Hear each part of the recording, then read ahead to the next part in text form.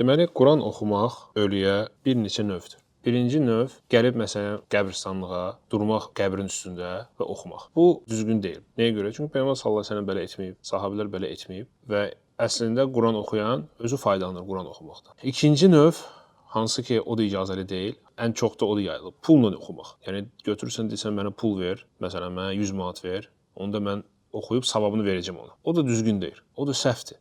Çünki ibadəti sən pulla eləyirsən. Ona görə bu bidətdir və səhvdir. İcmadır, yəni yetkin rəydir alimlərin ki, bu haramdır, qadağandır.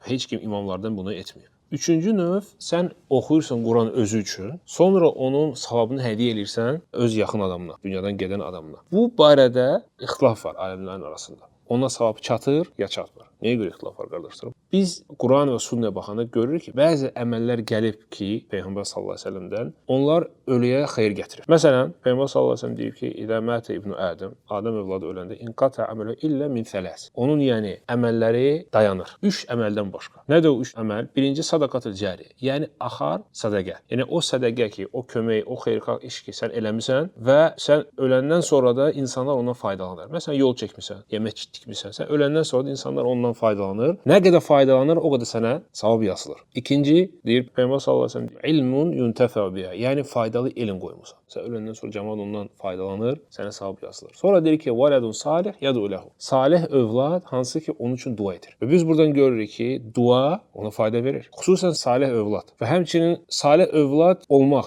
yəni salih olmaq. Onda çox qardaşlar soruşurlar, məsələn, atam, anam dünyadan dəyişib. Necə ona fayda verə bilərəm? Ən yaxşı ona fayda vermək üçün özün düzəl, özün salih ol. Çünki Peyğəmbər sallallahu əleyhi və səlləm hədisdə buyurur ki, "Valadun salih", yəni salih övlad hansı ki öz valideyn üçün dua edir. Və bu da ən əzəmətli əməllərdən biridir, valideyn üçün dua etmək. Həmçinin gəlib hədislərdə məsələn həcc və ya ümrə ölü üçün eləmək olar. Bu barədə dəlillər var. Sədaqədir, həcc, ümrədir, duadır. Digər əməllər isə başqa ibadətlər var, hansı ki ona dəlil yoxdur. Məsələn, Qurani-Kərim oxumaq. Ona görə alimlər ixtilaf ediblər. Burada biz qiyas edə bilərikmi ya yox? Yəni deyə bilərik ki, əgər dua, sədaqə, ümrə fayda versə, Quran da fayda verəcək ya yox? Bu məsələ ixtilaflıdır. Bəzi alimlər deyiblər ki, olar, qiyas edərək. Digər alimlər deyiblər ki, yox. Bu məsələdə qiyas etmək olmaz. Çünki bu qeybi məsələdir. Biz bunu özümüz təcrübədən keçirə bilmirik, özümüz də görə bilmirik. Ölü insana nə fayda verir? Xüsusən bəzi əməllər var ki, alimlər yetkin rəydədirlər ki, fayda verməyəcək. Məsələn, namaz qılmaq. Durum onun üçün namaz qılmaq. O düzgün deyil.